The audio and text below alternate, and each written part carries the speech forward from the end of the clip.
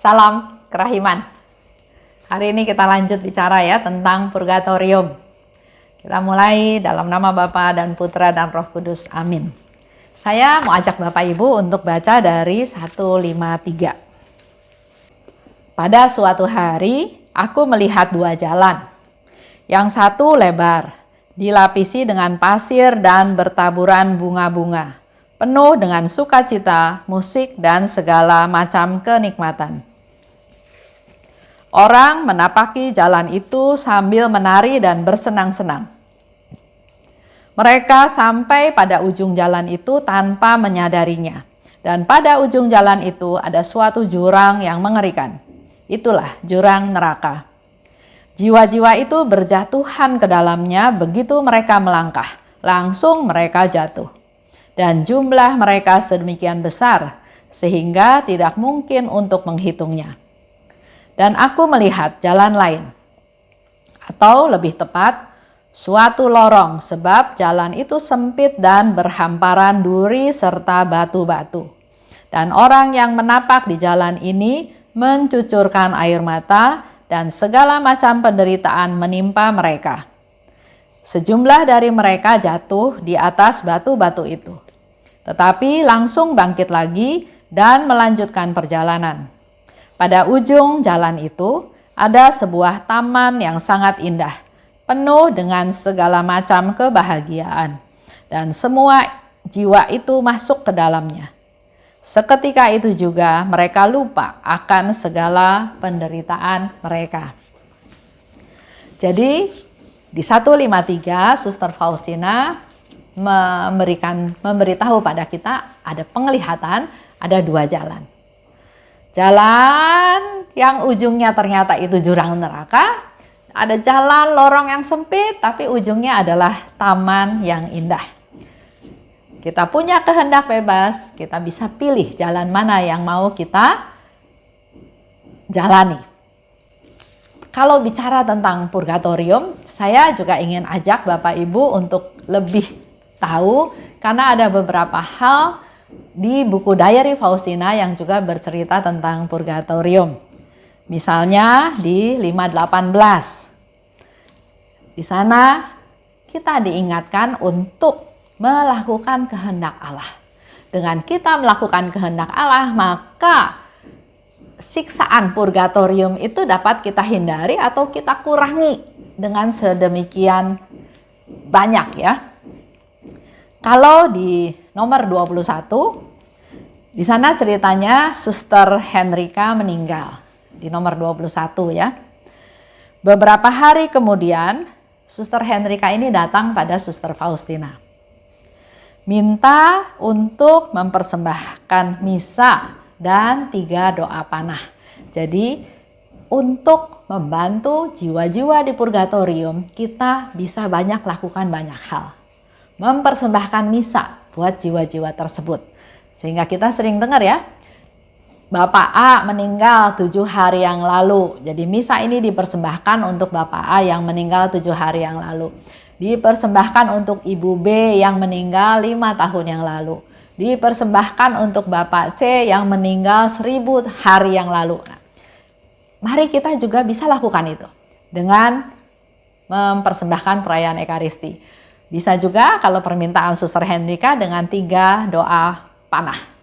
Bisa juga dengan novena, dengan mati raga kita, dengan puasa kita, dengan doa silih kita. Jadi banyak yang bisa kita lakukan untuk membantu mereka. Di 1382 itu cerita Suster Dominika yang meninggal. Yesus kasih tahu pada Suster Faustina bahwa Suster Dominika meninggal, tapi dia masih menderita di purgatorium. Oleh sebab itu, Suster Faustina melipat gandakan doanya untuk supaya Suster Dominika ini enggak lama-lama di purgatorium. Di 1185 sampai 1187. Nah, ini ceritanya cukup panjang, kita baca ya, kita lihat sama-sama. 1185 sampai 1187. 1185 Petang ini, salah seorang suster yang sudah meninggal datang padaku dan meminta agar aku melaksanakan puasa 1 hari untuk mempersembahkan semua latihan rohaniku pada hari itu baginya. Aku menjawab bahwa aku akan melakukannya. Jadi suster itu meninggal, dia minta pada Suster Faustina supaya puasa 1 hari dan mempersembahkan semua latihan rohani pada hari itu untuk dia. Keesokan harinya, Suster Faustina katakan, sejak pagi-pagi benar pada hari berikutnya, aku mempersembahkan segala sesuatu untuk intensinya. Dalam misa kudus, sekejap aku merasakan siksaan yang ia alami. Aku merasakan suatu kelaparan yang luar biasa akan Allah, sehingga rasanya aku akan mati karena kerinduan untuk bersatu dengan Dia. Pengalaman ini berlangsung hanya dalam waktu singkat, tetapi aku memahami seperti apa besarnya kerinduan jiwa-jiwa di purgatorium. Jadi Suster Faustina puasa 1 hari, tapi pada misa kudus dia juga merasakan penderitaan, siksaan yang dialami oleh suster tersebut. Dan siksaan yang paling membuat dia menderita adalah kehilangan akan relasinya dengan Tuhan. Kerinduannya untuk bersatu dengan Tuhan. 1187, langsung sesudah misa kudus, aku minta izin kepada Mother Superior untuk berpuasa. Tetapi aku tidak menerima izin karena sakitku. Jadi untuk berpuasa aja, Suster Faustina pun minta izin pada superiornya. Dan superiornya nggak kasih izin. Coba kita lihat ya, di satu pihak dia bilang, pada suster yang sudah meninggal itu, dia kan minta Suster Faustina puasa 1 hari. Dan dia bilang, iya saya akan lakukan. Tapi waktu dia minta izin kepada Mother Kepala, nggak dikasih izin.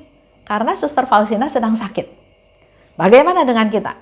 Saya udah janji, saya tetap mau puasa, tapi saya melanggar ketaatan saya kepada Mother. Saya kan mau melakukan yang baik. Kok saya dilarang? Nah, itulah sering pikiran kita, maunya kita. Tapi hari ini kita belajar dari Suster Faustina. Walaupun dia mau melakukan sesuatu perbuatan, tapi tetap unsur ketaatan itu menjadi hal yang penting. Dia minta izin, kalau dia nggak ngomong kan juga Mother Kepala mungkin nggak tahu ya. Tapi dia minta izin dan ternyata dia nggak dikasih izin. Ketika aku masuk ke kapel, aku mendengar suara ini. Kalau engkau berpuasa, suster, sampai petang nanti aku tidak akan beroleh pembebasan. Tapi karena ketaatanmu yang melarang engkau berpuasa, dalam sekejap aku sudah memperoleh pembebasan.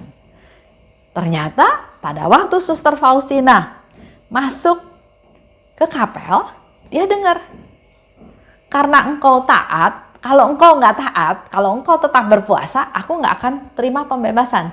Tapi karena engkau taat, maka dengan sekejap aku mengalami pembebasan. Lihat, luar biasa ya kerahiman Tuhan. Tuhan nggak menuntut harus, jadi puasa itu bukan sesuatu yang mutlak harus kudu ya. Tapi menjadi suatu niat. Niat aja Tuhan menghargai niat tersebut. Dan yang lebih penting adalah ketaatan. Justru dengan Suster Faustina tidak puasa, dia tidak puasa karena dia taat pada superiornya, itulah yang menjadi persembahannya Suster Faustina kepada Tuhan untuk jiwa si suster ini. Walaupun awalnya dia minta puasa. Itulah kerahiman Tuhan. Ketaatan memiliki kekuatan yang besar. Sesudah kata-kata ini, aku mendengar semoga Allah membalasmu.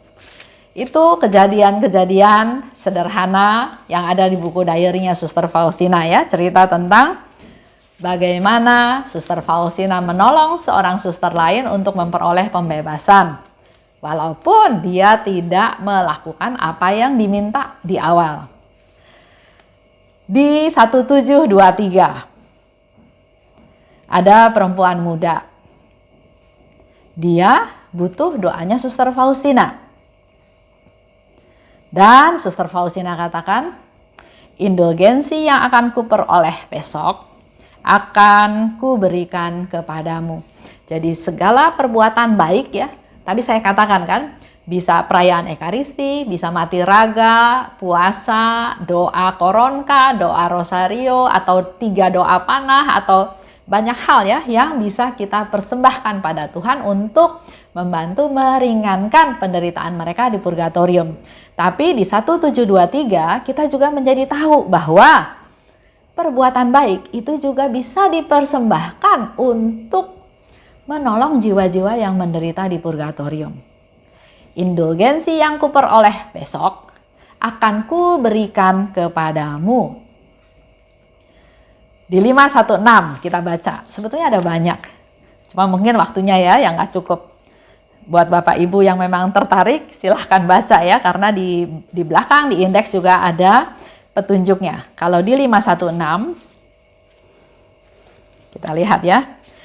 Pada malam hari yang sama ketika aku sudah pergi tidur, suatu jiwa datang kepadaku.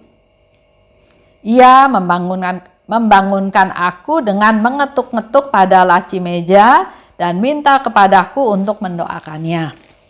Aku ingin bertanya siapa dia, tetapi aku mengendalikan rasa ingin tahuku. Dan mati raga kecil ini kupadukan dengan doaku dan ku persembahkan bagi dia. Suster Faustina lagi tidur, tiba-tiba ada yang ketok-ketok meja. Dan Suster Faustina tahu ada yang perlu didoakan. Dia sebagai manusia pengen tahu juga ya, kamu siapa gitu ya. Hal ini juga sebetulnya pernah dialami oleh Maria Sima. Kalau Bapak Ibu baca bukunya, waktu itu Maria Sima juga merasa ada seorang yang bolak-balik di kamarnya. Jadi dia tanya, kamu siapa? Ya, orang jiwa itu, bayangan itu ya bolak-balik tapi nggak jawab apa-apa. Nah besoknya Maria Sima cerita sama pastor, ada kejadian seperti itu. Kemudian pastornya kasih nasihat, lain kali jangan tanya kamu siapa, tanya kamu mau apa.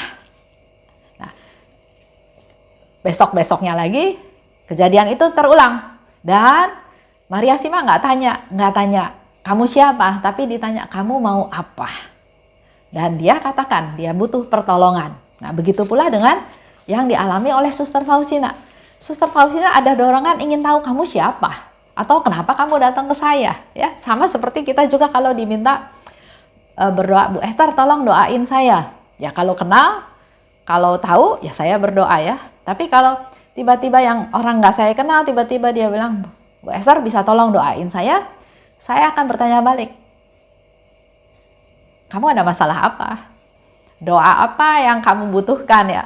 Artinya kan saya perlu berdoa untuk apa yang dia butuhkan, sehingga saya tanya. Nah begitu pula dengan Suster Faustina, pada waktu mejanya diketok-ketok, dia ada dorongan ingin tahu siapa sih kamu gitu ya. Tapi dia nggak jadi tanya. Dia mengendalikan rasa ingin tahu ini, dan itu dianggap sebagai satu mati raga yang kecil karena tidak melakukan apa yang dia inginkan. Dia ingin tahu siapa tapi dia nggak lakukan, dan itu adalah mati raga yang kecil. Dan mati raga yang kecil di sini dikatakan oleh Suster Faustina, ku padukan dengan doaku dan ku persembahkan buat dia. Jadi bisa banyak cara kita membantu jiwa-jiwa di purgatorium. Dengan menahan rasa ingin tahu, itu adalah mati raga yang kecil dan itu dipersembahkan pada Tuhan. Lanjut ya. 519. 519, pada petang hari jiwa-jiwa datang dan meminta kepadaku untuk mendoakan mereka. Dan aku sungguh berdoa banyak sekali bagi mereka. Pada petang hari itu ketika perarakan kembali dari makam, aku melihat suatu himpunan besar jiwa-jiwa berjalan bersama kami menuju kapel dan berdoa bersama kami. Aku berdoa cukup lama karena aku mendapat izin dari superior untuk berbuat demikian. Saya pernah mendengar cerita dari seorang hamba Tuhan ya. Dia sering berdoa untuk jiwa-jiwa yang sudah meninggal. Dulu kalau di koran kan suka ada berduka cita, RIP, siapa gitu ya yang meninggal. Nah, hamba Tuhan ini, dia tumpang tangan dan dia berdoa untuk jiwa-jiwa yang sudah meninggal. Tujuannya baik ya, mendoakan mereka yang sudah meninggal. Tapi dia cerita sama saya, Esther, tahu nggak? Jiwa-jiwa itu datang ke saya, minta didoakan, dan makin banyak yang datang untuk minta didoakan. Artinya banyak jiwa-jiwa yang butuh doa. Oleh sebab itu, kita jangan nunggu ada tanda baru kita berdoa buat mereka. Jangan tunggu ada yang ketok-ketok meja, jangan tunggu ada yang ketok-ketok jendela ya, atau ada yang goyang ya. Mari kita biasakan untuk berdoa buat mereka. Dan kita selalu berdoa supaya Tuhan tutup bungkus kita, supaya kita jangan mendapat gangguan dari mereka. Ada yang datang butuh didoakan, tapi ada juga yang mau mengganggu kita. Lanjut. Di 412. Ini mungkin yang terakhir ya, nanti Bapak Ibu bisa baca sendiri yang lainnya. 412. Tidak seorang pun ada di dalam kapel. Maka aku bangkit mengambil puing-puing pot bunga, menata kembali bunga itu dalam pot dan berusaha menyelesaikannya sebelum seorang pun masuk ke kapel. Tetapi aku tidak berhasil sebab Mother Superior langsung masuk bersama Suster Koster dan beberapa suster lain. Mother Superior heran bahwa aku telah menyentuh sesuatu di altar dan dengan demikian menyebabkan pot bunga itu jatuh. Suster Koster menunjukkan ketidaksenangannya dan aku tidak berusaha menjelaskan ataupun mencari dalih. Tetapi menjelang petang hari aku merasa kehabisan tenaga dan tidak dapat melaksanakan jam kudus. Maka aku minta kepada Mother Superior untuk mengizinkan aku pergi tidur lebih awal. Begitu membaringkan diri, aku langsung tertidur. Tetapi pada pukul 11, setan menggoyang-goyang tempat tidurku. Aku langsung bangun dan mulai berdoa dengan tenang kepada malaikat pelindungku. Kemudian aku melihat jiwa-jiwa yang menjalani hukuman di purgatorium. Mereka tampak laksana bayang-bayang dan di antara mereka aku melihat begitu banyak setan. Satu dari setan-setan ini berusaha mengganggu aku. Dengan mengambil wujud seekor kucing, ia terus menjatuhkan dirinya di tempat tidurku dan di kakiku. Dan ia sangat berat, rasanya seperti 1 ton beratnya. Selama ini aku terus berdoa rosario dan menjelang fajar makhluk-makhluk itu lenyap. Dan aku dapat tidur sejenak. Ketika aku memasuki kapel pada pagi hari, aku mendengar suatu suara dalam jiwaku. Engkau berpadu dengan aku, jangan takut akan apapun. Tetapi ketahuilah anakku, setan membencimu. Ia membenci setiap jiwa, tetapi ia dibakar oleh suatu kebencian istimewa terhadapmu, sebab engkau telah merenggut begitu banyak jiwa dari kekuasaannya. Kita berdoa untuk keselamatan jiwa-jiwa. Setan enggak suka. Setan mengganggu. Dan tadi Suster Faustina bercerita gangguan yang dia alami. Datang berupa kucing, datanglah jiwa-jiwa di purgatorium bersama dengan setan-setan itu dan setan mengganggu dia. Dan waktu cerita tentang pot itu juga pot itu tiba-tiba jatuh sendiri.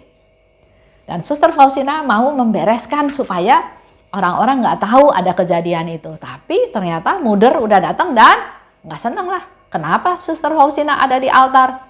Berarti dia kan menyentuh sesuatu yang ada di altar dan nggak sengaja mungkin kesenggol, jatuh, pecah.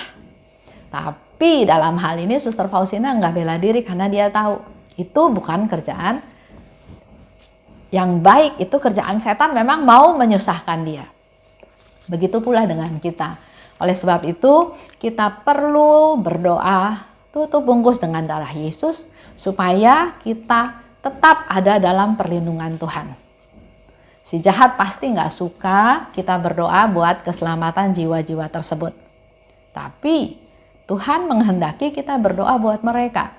Karena Tuhan nggak mau kehilangan dari mereka satupun.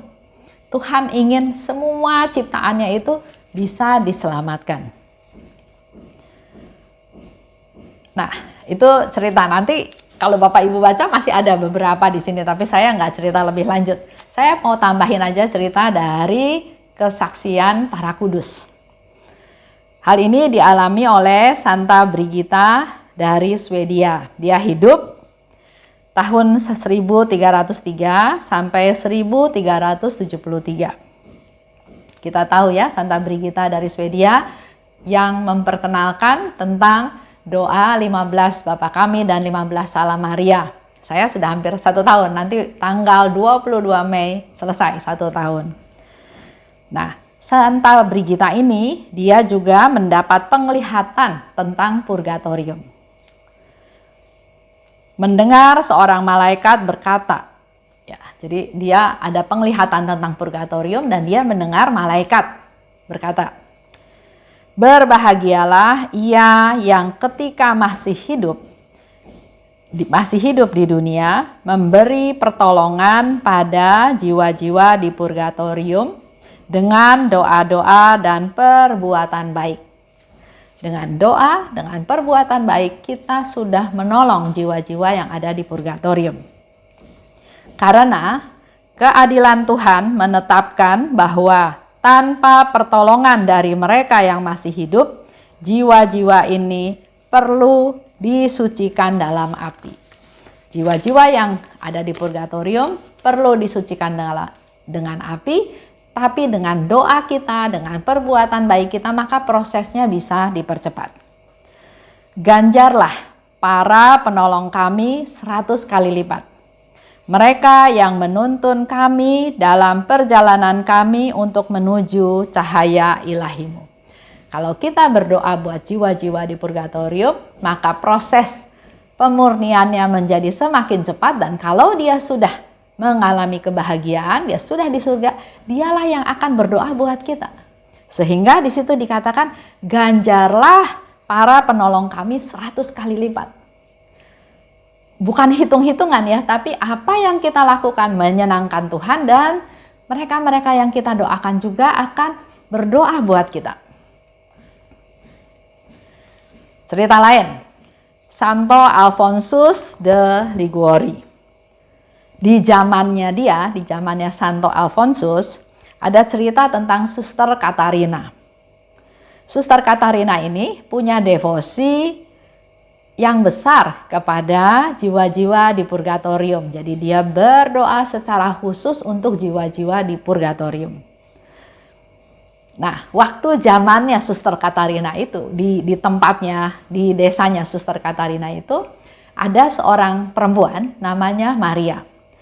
Tapi perempuan ini hidupnya nggak benar, hidupnya nggak bermoral. Nah, suatu hari si Maria ini mati. Semua orang yang datang melayat pun bukan karena mau berdoa buat si Maria ini, karena Maria ini memang hidupnya nggak benar. Tapi mereka datang ya hanya menghormati keluarga orang tuanya Maria, tapi nggak ada yang berdoa buat Maria karena memang Maria hidupnya nggak benar. Nah, 4 tahun kemudian, Suster Katarina melihat satu penglihatan. Ada sesosok jiwa tampak padanya dari api penyucian. Dan jiwa itu bilang, "Kami bersyukur karena engkau mendoakan kami." Karena dia berdevosi kepada jiwa-jiwa di purgatorium. Jadi jiwa yang dari purgatorium ini bilang, "Kami bersyukur karena engkau berdoa untuk kami. Dan terus doakan kami, jangan lalai, jangan stop ya. Terus doakan jiwa-jiwa yang ada di purgatorium." Suster Katarina tanya, "Kamu siapa?" Kemudian jiwa di purgatorium itu bilang, "Aku Maria. Maria yang sudah meninggal, yang tersisihkan dan yang terlupakan. Karena nggak ada yang berdoa buat saya." Surprise ya buat Suster Katarina, surprise, dia bilang, "Kamu selamat." Karena kalau sudah ada di purgatorium berarti suatu hari dia akan ada di surga. Sedangkan pendapat banyak orang, tadinya orang ini hidupnya nggak benar, pasti nggak ada di purgatorium. Jadi satu surprise, dia tanya, "Kamu selamat?" Ya. Maria cerita, "Aku diselamatkan berkat perantaraan Sang Bunda Allah."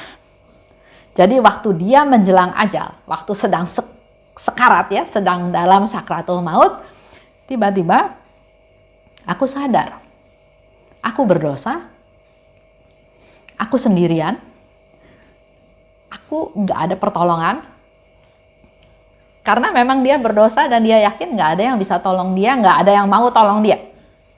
Nggak ada yang berdoa buat dia.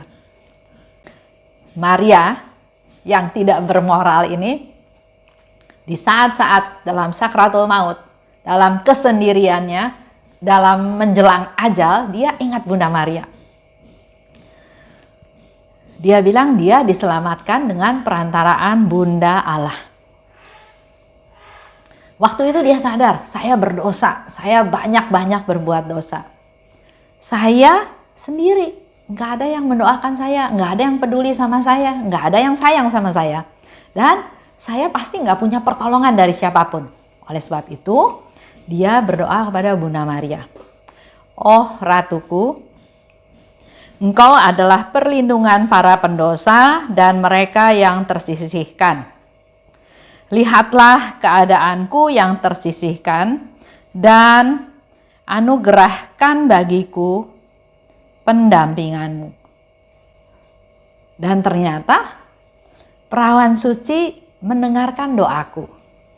Dia datang menolong aku dan memberikan rahmat pertobatan kepadaku. Jadi di saat-saat terakhir, Bunda Maria datang dan memberikan rahmat pertobatan yang sejati kepadanya. Ketika aku terbaring sekarat di ranjang kematianku, itu yang dialami oleh Maria tidak bermoral ini. Tapi dia katakan juga, karena keadilan Allah yang tidak bisa maka aku dibuat menderita lebih banyak. Karena dosa-dosanya dia. Dalam rentang waktu yang lebih pendek untuk menghapus hutang-hutangku. Jadi kalau ada seorang bapak waktu itu bilang, gak apa-apalah, dosa aja teruskan, Tuhan Maha Rahim. Nanti di saat terakhir dia mengaku bertobat dan dia diselamatkan. Mungkin seperti Maria yang tidak bermoral ini. Tapi saat penyucian di purgatorium itu bisa sangat lama dan sangat menderita. Karena harus membayar hutang-hutangnya. Bahkan dikatakan di Diary Faustina yang lain harus membayar sampai sen terakhir. Saat ini aku membutuhkan beberapa misa dirayakan untukku. Itu yang dikatakan oleh Maria kepada Suster Katarina. Dia masih ada di purgatorium. Dia masih butuh beberapa perayaan Ekaristi yang dirayakan untuk aku. Itu sedikit cerita ya. Bapak Ibu bisa baca dari buku tentang surga, tentang neraka, tentang purgatorium, atau baca juga dari buku tentang Maria Sima ya. Di sana dia banyak berkomunikasi juga dengan jiwa-jiwa yang sudah meninggal. Nah, dari 3 sesi bicara tentang surga, tentang neraka, dan purgatorium, saya ingin membuat sedikit kesimpulan. Pertama, kehidupan dan kematian adalah 2 kenyataan yang harus dijalani manusia. Hidup, kita lahir di dunia, kita hidup, kita bertumbuh, kita berkembang, kita besar, kita tua dan mati. Kematian itu juga sesuatu yang harus dijalani. Ada kehidupan, ada kematian. Yang kedua, manusia diberi kesempatan hidup oleh Allah. Jadi, manusia, kita semua harus pandai-pandai menghitung hari hidup kita dengan baik. Apakah waktu yang Tuhan kasih kita borosin, kita sia-siakan, atau kita berbuat sesuatu yang enggak berkenan pada Tuhan, atau sebaliknya, kita memakai waktu-waktu yang Tuhan beri dengan sesuatu yang baik, yang menyenangkan Tuhan. Nah, kalau kita contoh ya, mencontoh dari Carlo Acutis. Dia lahir di London, 3 Mei 1991. Jadi sekarang kalau dia hidup umurnya 20-an ya. Ternyata dia menderita sakit leukemia. Dia sakit di masa mudanya, tapi dia nggak putus asa.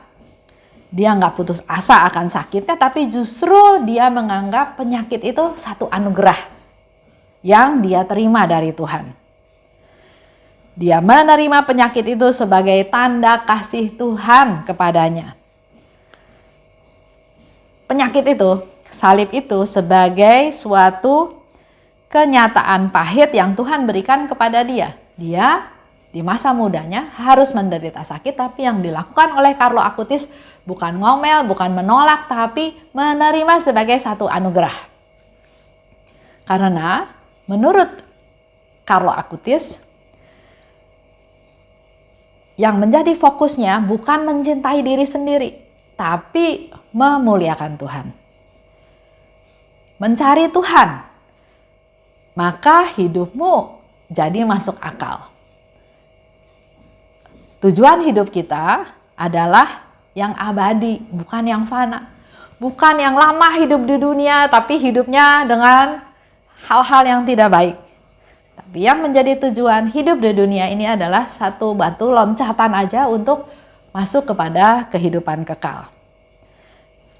Itulah pemurnian kita di dunia. Jadi segala sakit penyakit yang dia alami bukan sesuatu yang dia hindari, dia tolak, tapi itu dia terima, satu anugerah. Yang ketiga, kematian. Kalau kita lihat atau baca dari pengkhotbah, nasib manusia semuanya sama. Orang bijak, orang bodoh, orang benar, orang fasik, orang baik, orang jahat, orang tahir, orang najis, orang saleh, orang berdosa, dan orang-orang lainnya, semuanya akan menuju kepada alam kematian. Sehebat apapun, sekaya apapun, secantik apapun, seterkenal apapun, semuanya berjalan menuju ke alam kematian. 4. Dari pintu kematian, kita pindah dari pintu kematian ya, lewat pintu kematian kita pindah ke neraka atau ke purgatorium yang setelah dimurnikan kita akan menuju ke surga. Di purgatorium penderitaannya memang berat dan mengerikan, tapi ada pengharapan, yaitu kita akan menikmati hidup kekal kita di surga. Oleh sebab itu, saya mau ajak para devosan kerahiman untuk hidup melaksanakan kehendak Allah. Menghargai hidup yang Tuhan kasih hingga hari ini. Jangan peduli kita tua, sakit, nggak bisa apa-apa. Jangan melihat hal itunya, tapi mari kita pakai waktu yang Tuhan kasih, yang masih dikasih sama Tuhan, untuk semakin kita mengandalkan Tuhan, semakin berserah pada Tuhan, semakin percaya pada Tuhan. Dan yang kedua, berbelas kasih kepada sesama, keluarga kita, orang di sekitar kita, orang-orang yang bersalah pada kita. Mari kita berikan rahmat kerahiman pada mereka, mengampuni mereka, mempedulikan mereka, memperhatikan mereka, berbagi dengan mereka yang membutuhkan. Dan yang keenam, saya tutup dengan firman Tuhan ya. Di Yohanes 14 ayat 1 sampai 3. Yohanes 14 ayat 1 sampai 3. Janganlah gelisah hatimu, percayalah kepada Allah, percayalah juga kepadaku. Di rumah Bapakku banyak tempat tinggal. Jika tidak demikian, tentu aku mengatakannya kepadamu. Sebab aku pergi ke situ untuk menyediakan tempat bagimu. Dan apabila aku telah pergi ke situ dan telah menyediakan tempat bagimu, aku akan datang kembali dan membawa kamu ke tempatku, supaya di tempat di mana aku berada, kamu pun berada. Itu janjinya Tuhan untuk kita semua. Jadi kalau kita masih ada di dunia, berarti memang waktunya belum tiba. Seperti yang Suster Faustina katakan, saya nggak mau mati lebih cepat 1 menit pun, tapi saya juga nggak mau hidup lebih lama 1 menit pun. Jadi betul-betul berserah pada Tuhan. Jangan bertanya, ada seorang ibu ya yang suaminya sudah meninggal, kapan ya Tuhan panggil saya gitu. Nah, jangan ada pikiran seperti itu. Karena waktunya ya waktunya Tuhan. Jangan kita yang bertanya-tanya.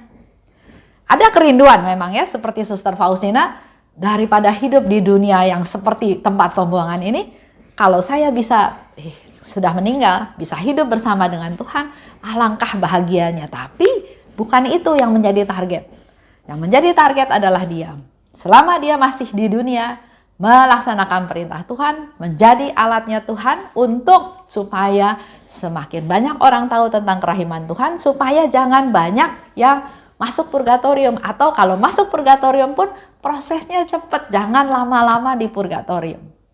Karena Yesus bilang, kerahimanku tidak menuntutnya, tapi keadilanku menuntutnya.